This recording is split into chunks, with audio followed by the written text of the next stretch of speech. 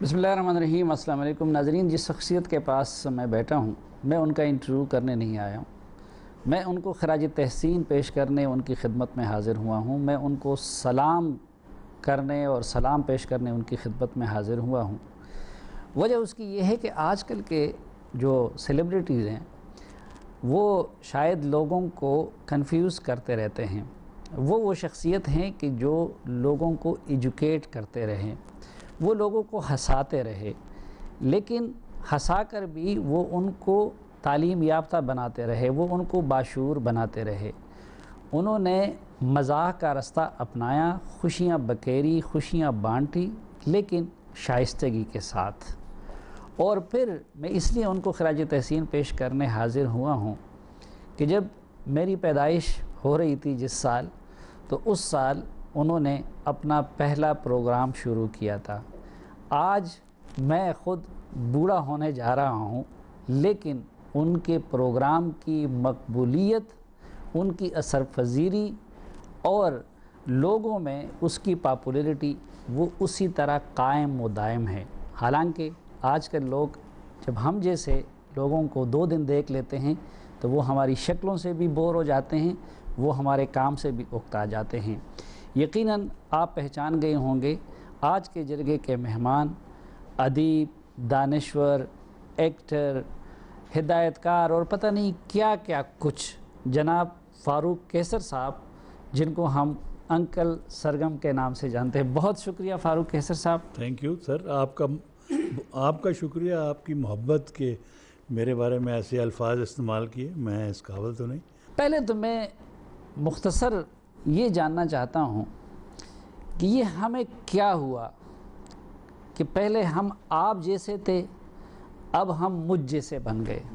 آپ میرے خیال میں سمجھ رہے ہیں کہ ہمارے ہاں سے وہ سنجیدگی، وہ وقار، وہ متانت، وہ ساری چیزیں کیوں رخصت ہو گئی؟ ہم سطحی کیوں بن گئے؟ مجھے لگتا ہے کہ ہم نے جو غلطی کی یا ہم نے کوتاہی کی وہ یہ تھی کہ ہم وقت کے ساتھ ساتھ پریپیئر نہیں ہوئے۔ یعنی جو ہمارے پیچھے بیک بون کہہ لیں، یا وہ دانشور یا وہ رائٹرز جو ہیں، یا وہ ایکٹر یا وہ پرفارمر جنہوں نے آج کے دور کے لیے دینا تھا، شاید اس کے لیے تیار نہیں تھے یا مانتے نہیں تھے، یا تو دور اتنا تیز ہو گیا ہے کہ اگر آپ اس کو ایک دن بھی مس کریں گے تو پھر آپ ایک دن پیچھے رہ جائیں گے۔ میرے خیال میں ہمیں اس وقت ضرورت ہے پاکستان میں اکیڈمیز کی، اکیڈمی ہونی چاہیے، میوزک کی اکیڈمی، فائن آرٹس کی اکیڈمی، ایکٹنگ کی اکیڈمی۔ اکیڈمیز جو ہیں اس میں، کیونکہ اس میں دیر ہو گئی ہے، اکیڈمیز میں جو ٹیچر جو ایکسپیرینس حاصل کر لیتا ہے یا جس کو تجربہ حاصل ہو جاتا ہے وہ آگے ڈیلیور کرتا ہے اور وہ آگے ٹرانسفر ہوتا ہے، وہ اس کی کمی ہوگی مجھے لگ رہا ہے اس سے۔ آپ آرٹس کی طرف، اسکرین کی طرف، ادب کی طرف کیسے آئے؟ جیسے کہ پاکستان میں حادثات ہوتے ہیں، میرے ساتھ بھی ایسے ہوا۔ میں نے نیشنل کالج آف آرٹ سے 71 میں پاس آؤٹ کیا اور اچھے نمبروں سے گولڈ میڈل لیا۔ تو ہمارے زمانے میں جب اچھے نمبر ہوتے تھے تو جو جیوری آتی تھی وہ جیوری ایسی ہوتی تھی کہ وہی سلیکٹ کر لیتی تھی، اور مجھے بھی 2-3 جابز کی آفر ہوئیں کراچی میں۔ تو وہ چونکہ جنگ ہو رہی تھی لہذا سب کچھ ٹھپ تھا، تو ہم لوگ نا گھر والے تنگ کرتے تھے کہ جاب ڈھونڈو، کہاں ہے نوکری۔ تو ہم کالج آ کے کھیلا کرتے تھے۔ تو وہاں پر ایک دن سلیمہ ہاشمی فیض صاحب کی بیٹی جو ہیں، ان سے، وہ ہماری ٹیچر ہیں، ان سے انہوں نے دیکھا، انہوں نے کہا کہ تم تو پاس آؤٹ کر چکے ہو۔ ہم نے کہا جی کر کس منہ سے گھر جائیں؟ تو انہوں نے کہا کہ ٹی وی میں کام کرو گے؟ ہم نے کہا جی کوئی کام بھی ہمیں دلا دیں جو اب فائن آرٹس کا ہو یا آرٹس کا ہو۔ ہمیں ٹی وی لے گئی، ان کی چھوٹی بہن منیزہ ہاشمی وہاں پروڈیوسر تھیں۔ تو انہوں نے دیکھا اور مجھے کہا کہ تم فائن آرٹس کے قد کے حساب سے تو فائن آرٹس کے نہیں لگتے۔ ہم نے کہا جی کوئی کام کرا کے دیکھ لیں۔ تو انہوں نے ہمیں کہا کہ پپٹ بنا لو گے؟ ہمیں پتہ ہی نہیں تھا پپٹ ہوتا کیا ہے۔ تو انہوں نے ہمیں ایک سیسمی اسٹریٹ ایک انگلش پروگرام تھا وہ اسکرین پہ دکھایا، اور اس زمانے میں بگ برڈ ہوتی تھی، ڈاک، بطخ۔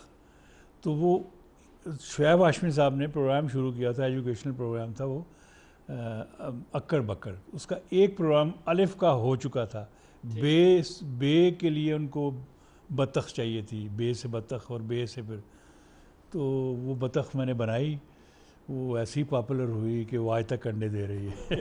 وہ آج تک انڈے دے رہی ہے. یہ آپ نے خود سامنے آنے کی بجائے سہارا کیوں دیا پپٹس کا؟ میرے خیال میں بائی نیچر میں آیا، میں شاعری پر میں شاعری ہوں، مجھے بچے بھی کہتے ہیں. میرے خیال میں جب میں نے یہ پپٹس کا شروع کیا تو بطخ بنائی، وہ اپنے سائز کی بنائی، 6 فٹ اونچی، اور اس میں جب پہلی 2 ریکارڈنگز میں وہ ایک دفعہ گر گئی تو شعیب ہاشمی صاحب نے کہا کہ وہ بے ہوش ہو گیا، اور واقعی میں بے ہوش ہو گیا تھا. تو انہوں نے کہا کہ اس میں بنانے کا طریقہ ہوتا ہے، اس میں کچھ سراغ رکھو سانس وانس لینے کا. سیکھتا گیا، خود ہی بنا. پہلا پپٹ بنایا، پھر دوسرے پپٹ بنایا، پھر عرفان کھسٹ کے لیے بنایا، سمین احمد کے لیے پپٹ بنایا جو انہوں نے اکڑ بکڑ میں پرفارم کیا، اس کی وہ وائسز دیں. یہ تو خود ہی سیکھا میں نے، خود ہی کہ کیسے بنتا ہے کچھ پتہ نہیں تھا. مگ کو لیا، مگ کو ماڈیفائی کیا، حتیٰ کہ وہ اتنا چل گیا کہ آج کل بچے جو بناتے ہیں، بلکہ میں یونیورسٹی میں لیکچر بھی دیتا ہوں ویکلی، تو وہاں بچیاں جو ہیں اتنی تیز ہیں، اتنی فاطمہ جناح یونیورسٹی کی، کہ وہ جو 40 سال میں ہم نے کام سیکھا وہ 40 دنوں میں سیکھ گئی ہے. اتنی جنریشن میں اتنی تیزی آ گئی ہے، اتنی ذہانت آ گئی. تو کہنے کا مقصد یہ ہے کہ ٹیکنالوجی اتنی ڈیولپ ہو گئی. ہمارے زمانے میں بالکل سمپل تھا، تو مگ کو جوڑ کے اور مگ کو بنا کے اور مگ کا پپٹ بنایا، پھر لائف سائز بنایا، پھر بڑا سائز بنایا. سیکھنے کے طریقے بہت آ گئے. انٹرنیٹ کے ذریعے اب آپ دنیا کے کسی بھی جگہ پہ کسی بھی انسان کے کام سے استفادہ کر سکتے ہیں. صحیح. اس میں تو ہر کام میں نکھار ہونا چاہیے تھا، مزید پختگی آنی چاہیے تھی. معیار کیوں الٹ گر گیا؟ سہولت میسر ہو گئی، لیکن اس میں ایک چیز ہم نے مس کر دی، ٹیچر کو مس کر دیا. ٹیچر ہمارے زمانے میں ٹیچر ایز اے پرسنالٹی ہوتا تھا. یہ اٹھتا کیسے ہے، بیٹھتا کیسے ہے، یہ چلتا کیسے، یہ بولتا کیسے ہے. وہ اس کے علاوہ ہوتا تھا، وہ جو نالج دیتا تھا اس کے علاوہ. ٹیچر ہمارے زمانے میں ٹیچر کی ایک احترام تھا، ایک دبدبہ تھا. میرے خیال میں اکیڈمی، میں اس لیے کہہ رہا ہوں اکیڈمی اس لیے ضروری ہے کہ وہاں جب ٹیچر جائے گا تو ایز اے ہول لیں گے آپ ٹیچر کو، انفارمیشن دو. لیکن پھر وہی بات کہ ٹیچر کو آج میں جاتا ہوں کمیونیکیشن کا، میرا لیکچر ہوتا ہے تو مجھے اتنا ہی پڑھنا پڑتا ہے. میں شاید زندگی میں اتنا کالج میں نہیں پڑھا جتنا کہ اب مجھے پڑھنا پڑتا ہے، کیونکہ آپ کو اپ ڈیٹ ہونا پڑتا ہے. آپ تو ہیں سیالکوٹ کے، تو آپ کی پڑھائی پشاور میں ہوئی؟ میں اصل میں میری پیدائش سیالکوٹ کی، ہمارے آباء و اجداد سب سیالکوٹ کے تھے. تو جیسے کہ ہوتا تھا پہلے اپنے ماں باپ کے گھر میں بیٹی کے جو بھی پیدائش ہوتی تھی وہ وہیں، تو وہاں گئے. 2 دن میری عمر تھی، 2 دن ہوئے تھے پیدا ہوئے، تو والد صاحب کی ڈیوٹی لگی ہوئی تھی پشاور میں. وہ چونکہ سول انجینئر تھے تو انہوں نے وہ ہمیں کوہاٹ لے گئے 2 دن. تو میں باقی میری پوری بچپن ہے وہ مردان، کوہاٹ، پشاور، درگئی، سوات اور ڈی آئی خان، یہ ان علاقوں میں گزری. تو میں اپنی پیدائش کے سیالکوٹ بھی کہتا ہوں، اور پشتو بھی سمجھ لیتے اور میں پشتو بھی سمجھ. پشتو تو آئی گئی، ہمیں تو پتہ نہیں چلا کب آئے. پختو راضی تھا. پختو راضی میں. تو یہ جو لوگ ہم جیسے جو مردان میں، چارسدہ میں، پشاور میں پلے بڑے ہوتے ہیں، تو ہم تو آخری وقت تک ہمارے اردو کا مذکر مؤنث ٹھیک نہیں ہو سکتا. آپ کی اردو پھر اتنی بہترین کیوں ہے؟ لگتا ہے کہ آپ جب شروع میں ہم آپ کو سنتے تھے کہ جیسے آپ اہل زبان ہیں. میرے پہ ایک یہ بھی الزام تھا کہ میں نے لینگویج خراب کی ہے بہت شروع میں. جب آپ کہہ رہے ہیں نا 76 میں آپ کی پیدائش، تو اس زمانے میں جب پروگرام شروع ہوا تو بڑے آبجیکشن ہوتے تھے کہ زبان خراب کر رہے ہیں. جبکہ میں نے کوئی لفظ اپنی طرف سے نہیں نکالا، وہ جو یوز ہوتے تھے وہ لے کر آیا ٹی وی پہ. زبان جو ہے میرے خیال میں ہمیں ایکسنٹ جو ہے وہ علاقہ پہچانا جاتا ہے. میں اس کو برا نہیں سمجھتا، اگر وہ پہچانے نہیں جائے تو پھر نہیں پتہ چلتا. لیکن ہم نے میری مثال نہیں ہے، فردوس جمال دیکھ لیں، کوی دیکھ لیں، سدھیر دیکھ لیں، بے شمار، دلیپ کمار دیکھ لیں، شاہ رخ دیکھ لیں، یہ سب اسی علاقے سے ہیں. لینگویج جو ہے وہ میرے خیال ہے سیکنڈری ہے. اب تو ایک ہی لینگویج ہونے والی ہے، آپ کو پتہ ہے 5 سال بعد انگلش ہی ہوگی ہر طرف، اور ایک ہی لباس ہوگا. اور یہ لیکن مجھے یہ لگ رہا ہے کہ لینگویج جو ہے جو جس علاقے سے آپ ہیں اس کا رنگ آنا چاہیے. شاید میں نے لوز کیا، لیکن ہم یہ یاد رکھیے گا کہ جب ہم اپنے گھر میں تھے تو ہم ہند کو بولتے تھے. تو جب ہند کو بولتے تھے تو ہم نے ایک کریکٹر رکھا اپنے کلیاں میں، لالا پشوری. وہ کریکٹر اتنا پاپولر ہو گیا کہ فاروق بخاری صاحب نے پاپولر ہونے کے بعد وہ اسلام آباد آئے. میں ان کا بہت بڑا مداح فین. تو میں نے ان سے حاضر ہوا تو انہوں نے کہا کہ فاروق تم نے وہ کام کیا ہے ہم 40 سال میں نہیں کر سکے. ہم پشاور ہند کو زبان کو اپ لفٹ کرنا چاہ رہے تھے جو ہو نہیں رہی تھی، لیکن تمہارے ایک ہی پروگرام نے اس کو اتنا پاپولر کر دیا کہ وہ ہر بندہ بولتا ہے. فاروق کیسر صاحب، ہم لوگ بہت جلدی بور ہو جاتے ہیں. کوئی ایک پارٹی میں ہوتا ہے، سال بعد بور ہو جاتے ہیں، دوسرے میں چلا جاتا ہے. اینکر ایک چینل میں ہوتا ہے، سال بعد بور ہو جاتے ہیں، دوسرے میں چلا جاتا ہے. بلکہ اب ایک اینکر جو ہے صبح مذہبی پروگرام کر رہا ہوتا ہے، اس سے بور ہو جاتا ہے، شام کو پھر سیاسی شروع کر لیتا ہے، اگلے دن اس سے بور ہو جاتا ہے پھر کسی اور طرف.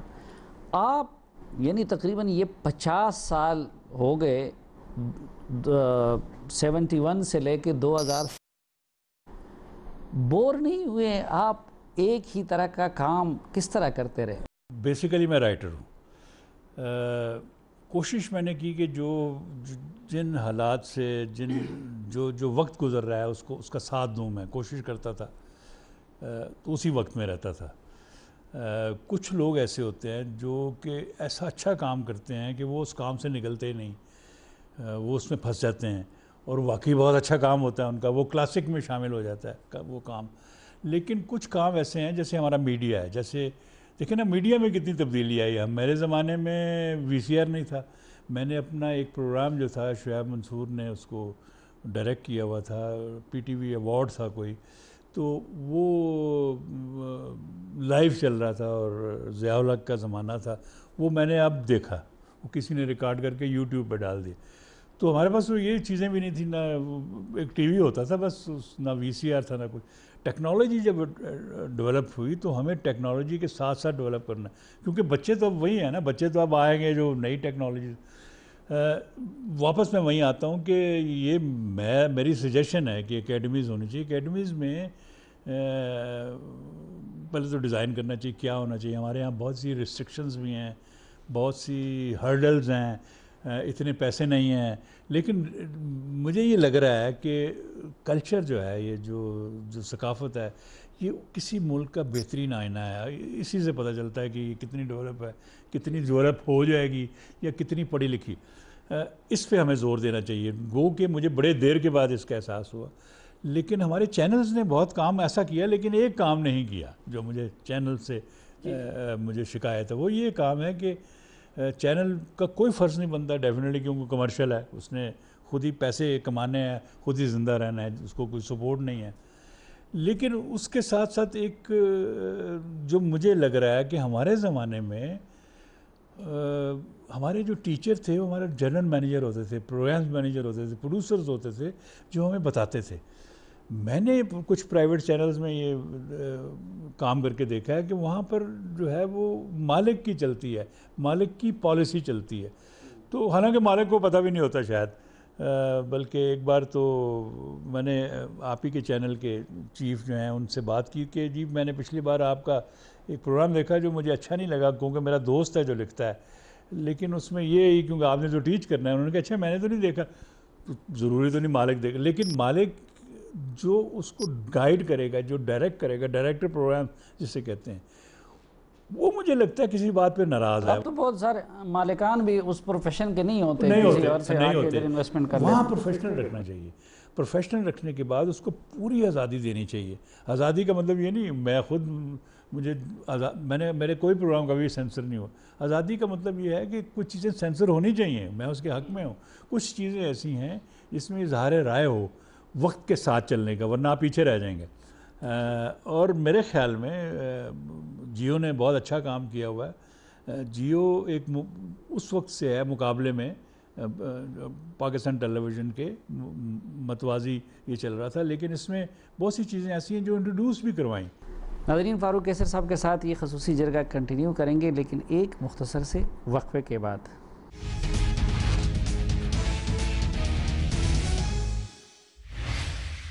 ایک بار پھر خوش آمدید آپ کو جرگے میں. آج کے جرگے میں ہمارے ساتھ ہیں انکل سرگم جناب فاروق کیسر صاحب. فاروق کیسر صاحب، ایک تو میں یہ نقطہ سمجھنا چاہتا ہوں کہ کسی پروگرام میں چند مہینے بھی لوگوں کی دلچسپی کو کنٹینیو رکھنا یہ مشکل ہوتا ہے، باوجود اس کے کہ ابھی پی ٹی وی کی بنسبت ہم جیسے چینلوں میں بڑی آزادی ہوتی ہے ہر حوالے سے. آپ سرکاری ٹی وی سے کرتے تھے، قدغنیں بھی بہت تھی، ریسورسز بھی نہیں تھے. یہ 40-50 سال آپ نے اپنے کام میں، اپنی ذات میں، اپنے پروگرام میں لوگوں کی دلچسپی کو برقرار رکھا. راز کیا ہے؟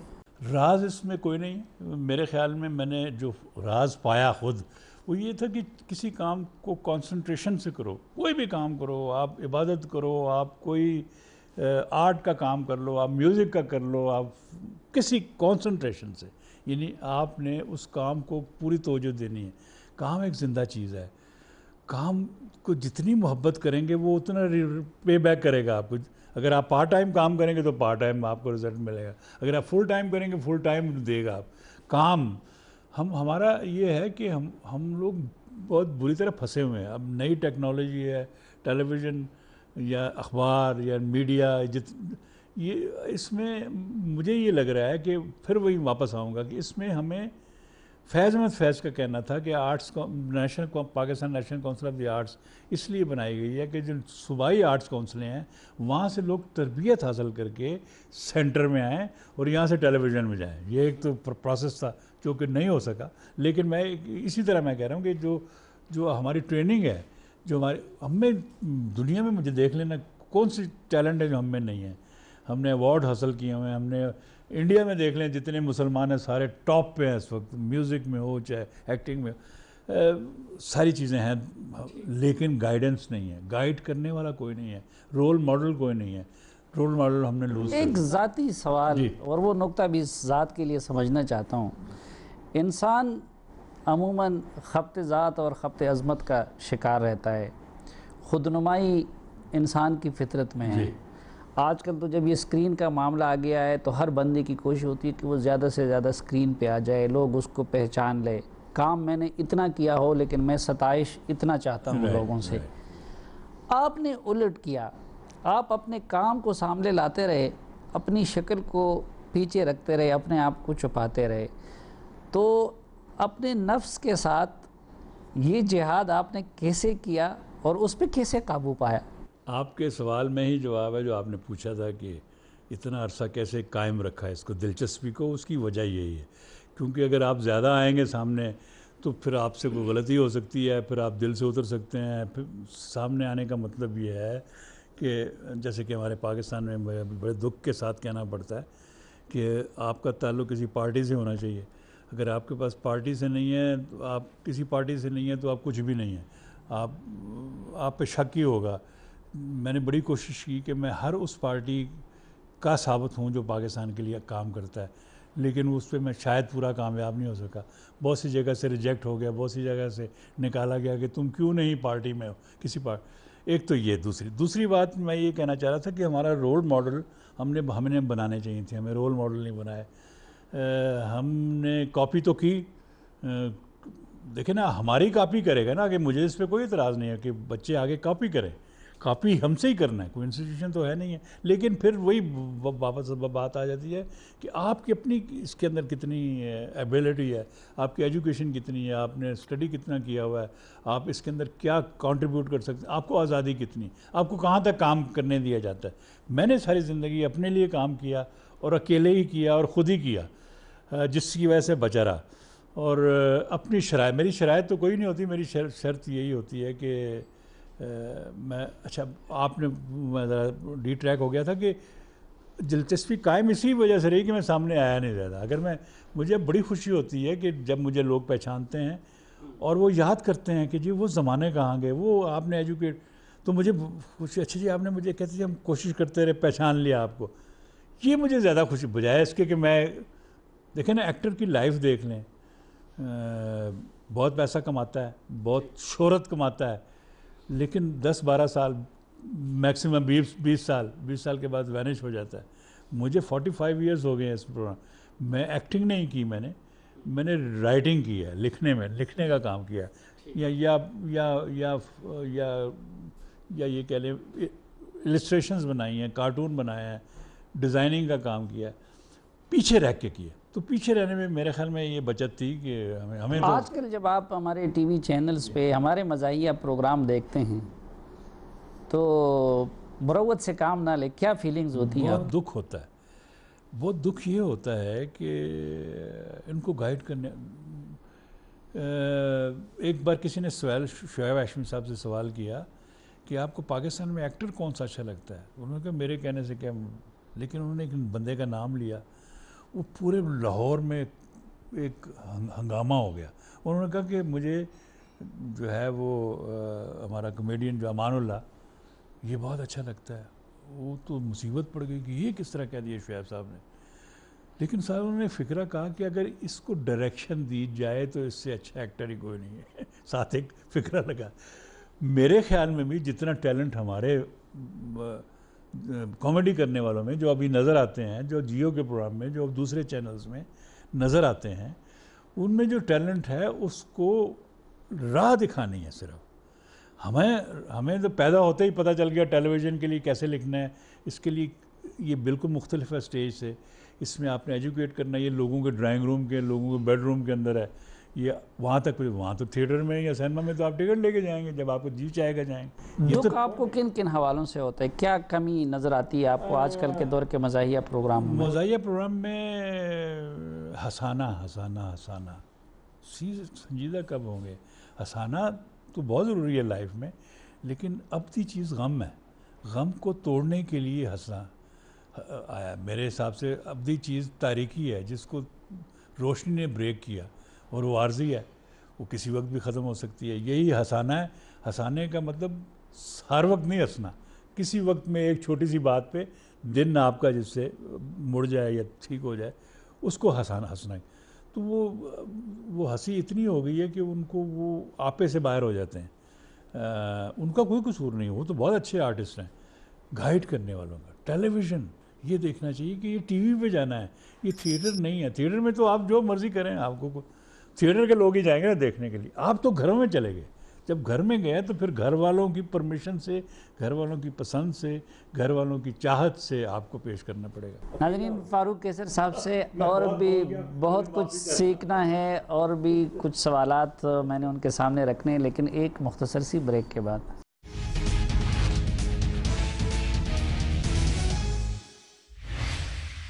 ایک بار پھر خوش آمدید آپ کو جرگے میں. اور آج کے جرگے میں ہمارے ساتھ ہیں ہم سب کے پیارے انکل سرگم یعنی فاروق قیصر صاحب.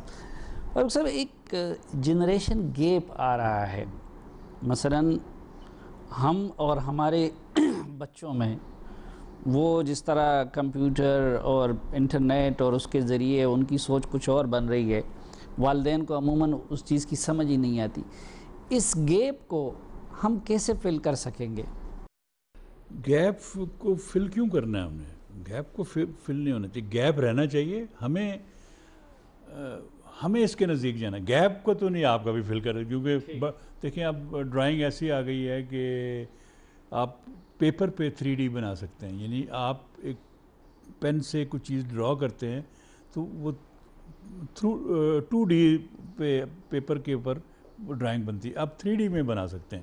اس پین کو جب اوپر کریں گے تو ایک لائن اوپر چلی جائے گی، کھڑی ہو جائے گی، اور یعنی آپ اس کو 3D پیپر میں.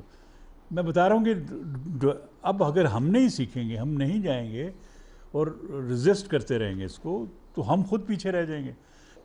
اگر دنیا اس طرف جا رہی ہے تو ہمیں اس طرف جانا ہے. لیکن وہیں واپس میں آ جاتا ہوں کہ اس میں اپنی شخصیت، اپنی ثقافت، اپنا خیال، یعنی ہمیں کیا چاہیے، ہمیں کیا کھانا چاہیے، ہمارے لیے کیا سوٹ کرتا ہے. اب کھانے تو ساری دنیا میں اب جہاز کے ذریعے ہر جگہ پہنچ جاتا ہے کھانا، جی. لیکن ہمیں کیا سوٹ کرتا ہے وہ اللہ نے تھوڑا سا بس اس میں اسٹڈی کرنی ہے کہ جس ایریے میں ہم پیدا ہوئے ہیں ہمارے ساتھ اس نے مختلف چیزیں بھی پیدا کی ہوئی ہیں. ہمارے ساتھ وہ سبزیاں پیدا کی ہوئی ہیں. ہمارے ہر موسم میں، اس موسم میں جو بیماری لگ سکتی ہے یا بیماری ہو، اس کا توڑ کے لیے سبزیاں پھل نکالے ہوئے ہیں. اگست میں ہمیں طبیعت میں بھاری ہونے کے بعد آپ کو لیمو دیا ہوا ہے آپ نے، کہ آپ لیمو، یعنی ہر پھل جو ہے وہ ایک ایک حصے کا، ایک سال کے حصے کو کی نمائندگی کرتا ہے، اور وہ اللہ نے دیا. تو اس کو میرا تو خیال ہے اس کی اسٹڈی کے نمبر 1. نمبر 2، ہمیں ٹیکنالوجی میں ڈیفینیٹلی ہم کاپی کریں گے، پیچھے ہی جائیں گے ان کے، لیکن دیکھنا یہ چاہیے کہ عام بندے کو، جو مجھے دکھ ہوتا ہے کہ ہم کہیں جا رہے تھے، راستے میں ایک بندہ بیٹھا ہوا تھا، وہ جوتی بنا رہا تھا، تو اس نے سر پہ کپڑا باندھا ہوا تھا، تو ہم وہاں رک گئے تھوڑی دیر کے لیے. میں نے کہا کیا؟ کہتے سر میں درد ہو رہی ہے. تو میں نے کہا ڈسپرین کھاؤ. اس نے کہا وہ کیا ہوتی ہے؟ تو مجھے بڑا دکھ ہوا کہ ڈسپرین ایسپرین اس تک کیوں نہیں پہنچی اس بندے تک، یہ خاص ایریے تک کی کیوں رہ گئی. تو میرے خیال میں ہمیں وہ کام کرنا چاہیے جو ہمیں مل کے سب کو ایجوکیٹ کرنا چاہیے. اگر ہم ایجوکیٹ ہو گئے تو ہم تو کہیں اور نکل جائیں گے. اور وہ جن کو کرنا ہے، یعنی ایگزیبیشن ہم کو راجہ بازار میں لگانی چاہیے جا کے، تاکہ سب دیکھیں. شروع میں اس کو پہچانیں گے نہیں، مذاق اڑائیں گے، لیکن عادی ہوں گے. جب ہم عادی نہیں بنائیں گے ان کو، دیکھنے کا ایستھیٹکس ہی نہیں دیں گے کیا ہونی چاہیے، تصویر کیا ہے، تو کبھی زندگی میں نہیں اچیو کر سکیں گے. میرے خیال میں ہر بندے تک ہر ٹیکنالوجی کی سہولت پہنچنی چاہیے. آپ نے اس قوم کو، ان کو ایجوکیٹ کرنے کے سلسلے میں، ان کو انٹرٹین کرنے کے سلسلے میں اتنا سرو کیا، اتنے زیادہ عرصے کے لیے، جواب میں آپ کو محبت کی شکل میں، عزت کی شکل میں اور دولت کی شکل میں کیا وہ صلہ ملا جس کی آپ توقع کر رہے تھے؟ اللہ نے بہت کرم کیا. سب سے زیادہ خوشی ہوتی ہے جو لوگوں کی محبت ہے. ریکارڈ ہے آج تک، میں یہاں ہوں یا ملک سے باہر گیا ہوں، بہت محبت ہے، تو لگتا ہے کچھ کام کیا ہوا. اچھا یہ کس کو یاد کر رہے ہیں؟ میں نے تو کوئی ایسا کام نہیں کیا، میں نے تو ایک نارمل عام تو یہ لگتا ہے. پہلی بات. دوسری بات یہ کہ اللہ نے جو مجھے بہت زیادہ میں شکر گزار ہوتا ہوں کہ اس نے مجھے ڈیپینڈنٹ نہیں بنایا. ڈیپینڈنٹ جب آدمی ہو جاتا ہے، جب آپ کہیں جاب کرتے ہیں تو پھر جاب کا جو باس کہے گا وہ کرنا پڑے گا. اور بہت سے چانسز ملے ایسے کہ میں اس وقت کی سرکار کو کچھ کہہ کے کچھ حاصل بھی کر سکتا تھا، لیکن وہ ہوا ہی نہیں کام.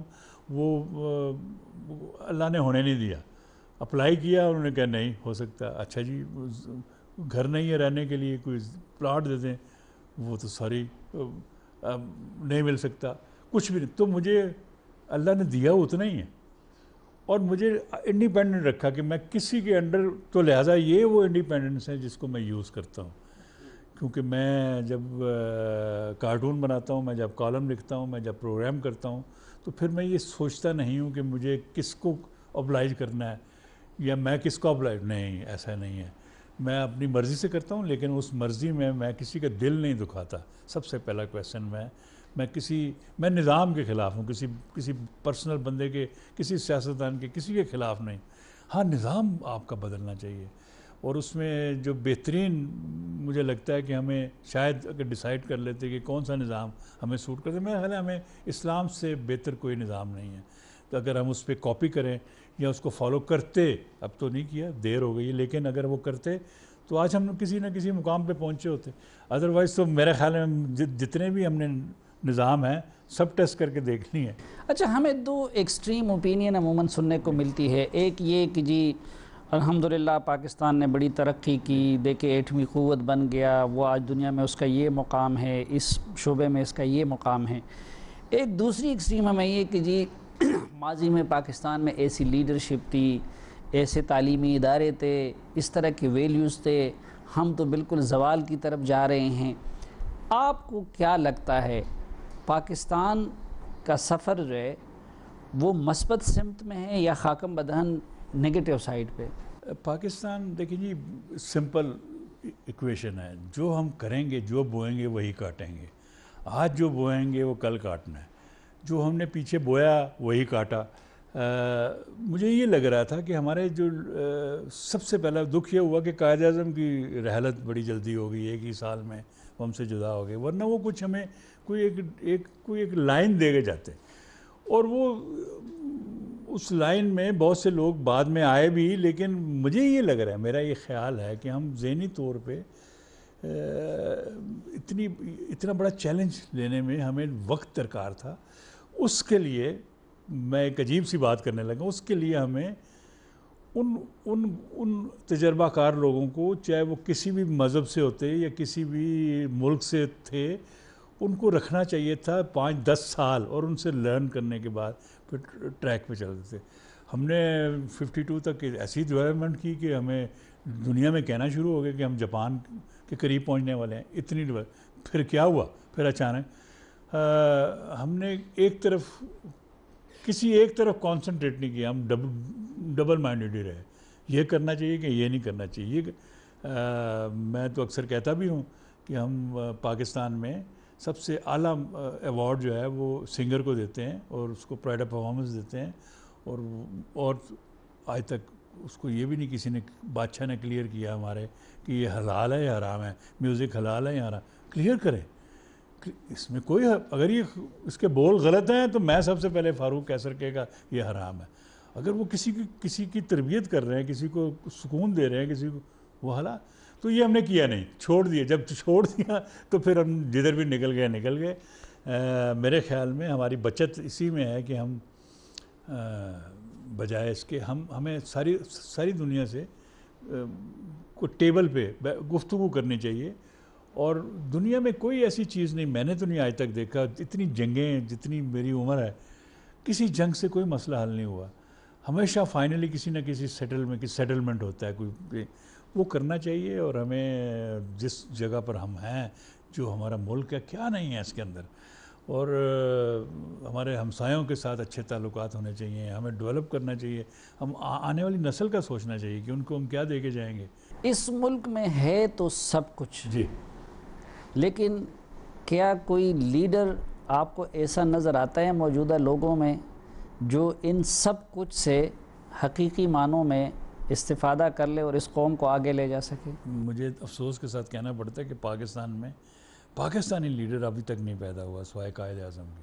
پاکستان کا لیڈر کا مطلب ہے کہ جس کو چترال کی دکھ کا بھی پتہ ہو، اور جس کو لیاری کا، کراچی کا بھی وہ دکھ، وہ ڈیولپمنٹ جو جاننا چاہتے. بہت اچھے کام کیے ہیں، نواز شریف صاحب نے بہت اچھے کام کیے ہیں، بھٹو صاحب نے بہت اچھے کام کیے تھے.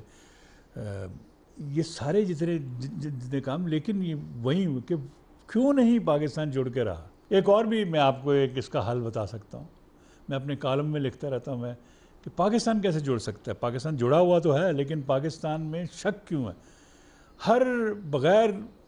ہر صوبے کے بندے کو صوبے کے بندے ہی الیکٹ کر کے 4 سال کے لیے اس ملک کا پریزیڈنٹ بنا دیں.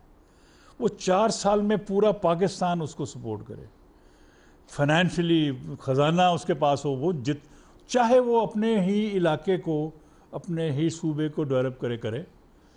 4 سال کے بعد وہ اتر جائے گا، دوسرا آ جائے گا، چاروں صوبوں کو، اور پھر اس کے بعد 16 سال بعد اس کی باری آئے گی. ایک مجھے یہ لگ رہا ہے کہ یہ ہم جو ویسے ہی بانٹ کی دیکھیں نا، فرنٹیئر کے بعد بجلی ہے، پنجاب کو گندم ہے، اس کے کراچی کے بدر تو پہلے ہی آپ کی وہ ہو چکی ہوئی ہے. کٹھا کرنا ہے، اس کو کٹھا کرنے کے لیے ہمیں اعتماد چاہیے. اعتماد کے لیے ایک لیڈر چاہیے. کوئی لیڈر بن سکتا ہے پاکستان میں لیڈر بننا، لیکن جو دیر کرتے جائیں گے پرابلم بڑھتی جائیں گی. بیرونی دباؤ، سیاست، اکنامکس، یہ ساری چیزیں میرے خیال میں ہمیں کسی ایک بندے سوال تو بہت ہے لیکن وقت میرا ختم ہوا ہے. آخری سوال جی، یہ جو پاکستانی میڈیا ہے اس وقت، اور آزاد میڈیا جس کو کہا جاتا ہے مبینہ طور پر، آپ سے بہتر میڈیا کے ارتقاء کو کوئی نہیں سمجھتا. اس کے بارے میں 2 اوپینین ہیں. کچھ لوگ کہتے ہیں کہ جی اس کا بڑا اچھا رول ہے، دیکھیں یہ حقائق کو سامنے لا رہا ہے، اس نے جوڈیشل موومنٹ میں یہ کردار ادا کیا. دوسرا یہی ہے کہ نہیں، یہ میڈیا جو ہے ذہنی اور سیاسی انتشار پھیلا رہا ہے. کچھ لوگ کہتے ہیں کہ یہ جو ہے اس دور کا ماسی مصیبتیں بن گیا ہے. آپ کو مجموعی طور پر اس میڈیا کا کردار پازیٹیو نظر آتا ہے یا نیگیٹیو، اور اس میڈیا کو کسی شکل میں لگام دینے کی ضرورت ہے؟ دیکھیں جی، ہمارے پاس بڑی مثالیں ہیں. خیال تھا کہ خمینی صاحب آئیں گے تو سارا کچھ اسلامک ہو جائے گا، پردہ آ جائے گا، عورتوں کا. کیا ہوا؟ کچھ بھی نہیں. ابھی تک وہ ایران جو ہے وہ آسکر لیتا ہے فلمیں بنا کے. کون سی چیز چینج آئی ہے؟ آپ کو طریقہ آنا چاہیے کام کرنے کا. آپ بغیر سوچے سمجھے کسی کو فالو نہیں کرنا چاہیے، اپنی ایک شناخت بنانی چاہیے۔ پاکستان کے میڈیا میں جو ایک سنسنی پھیلانا جو ہے، یعنی میڈیا چلانا، دیکھیں نا مجھے بڑا دکھ ہوتا ہے کہ کوئی کسی ایک کہیں بم بلاسٹ ہوتا ہے 70 بندے مر گئے، کسی اخبار کسی چینل کی ایک فگر نہیں ہوتی، کوئی کہیں 71 ہے، کہیں 69 ہے، کہیں 73 ہے، کہیں 74 ہے، ہم نے پہلے خبر دی، ہم نے یہ کیا۔ یہ ایک دوڑ ہے۔ پھر وہیں واپس آؤں گا کہ اس کو کون کنٹرول کرے گا؟ اب اس کو کنٹرول کرنا پاکستان میں ایک پارٹی کا کام ہے جو برسر اقتدار ہوگی، نہیں، پارٹی کا کام نہیں ہونا چاہیے، دانشور کا کام ہونا چاہیے۔ ایک گورنر صاحب نے مجھے بلایا، میں گورنر ہاؤس میں گیا، انہوں نے کہا کہ میں آپ کے کالم بہت پڑھتا ہوں، تو آپ نے یہ جو آپ نے تھیٹر کے بارے میں لکھا ہوا ہے لاہور کے، تو میں تو ایک بندے کو میں نے بھیجا کہ جا کے ریکارڈ کر کے لاؤ، اور چپکے سے گیا، ریکارڈ کر کے آیا۔ یقین شکر ہے میں نے دفتر میں دیکھ لیا اور میں گھر میں دیکھ ہی نہیں سکتا تھا، اتنا ولگر تھا۔ تو میں نے اب تھیٹر بند کر دیا۔ وہ ابھی آپ کو گورنر صاحب کا نام بھی پتہ چل جائے۔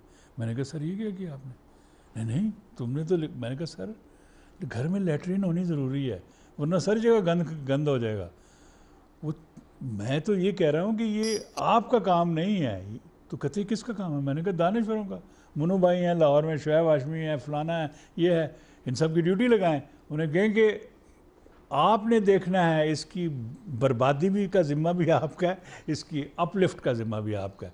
کریں گے کیوں نہیں کرے گا؟ کوئی پاکستان میں کوئی دانشور، کوئی بڑا آدمی، کوئی ٹیچر ایسا نہیں جو انکار کرے، کوئی بھی نہیں کرتا، سب۔ تو انہوں نے پھر ایسے کیا۔ کہنے کا واپس میں وہی کہنا چاہتا ہوں کہ جب تک ہم وہ پیدا نہیں کریں گے، وہ ایٹماسفیئر نہیں پیدا کریں گے، ہم توقع کچھ اور۔ آپ نے کہا میڈیا نے تو وہی کرنا ہے جہاں پر اس کو، میڈیا چونکہ سپورٹ تو ہے نہیں، وہ تو خود ہی اپنے آپ کو سنبھالے ہوئے ہے۔ اس کے اوپر جو آپ کو ریسٹرکشنز ہیں وہ کون لگاتا ہے؟ اس کو سرکاری افسر نہیں ہونا چاہیے میرے حساب سے۔ وہ ایک 6-8 بندوں کا، دانشوروں کا ہر صوبے میں سے، وہ یہ آزاد ہونا چاہیے۔ جب وہ آزاد ہوگا تو پھر وہ آپ دیکھیے کتنی چینج آتی ہے۔ بہت شکریہ فاروق قیصر صاحب ہمیں وقت دینے اور ہم سے بات کرنے کا۔ جی بہت مزہ آیا، آپ سے بہت کچھ سیکھا۔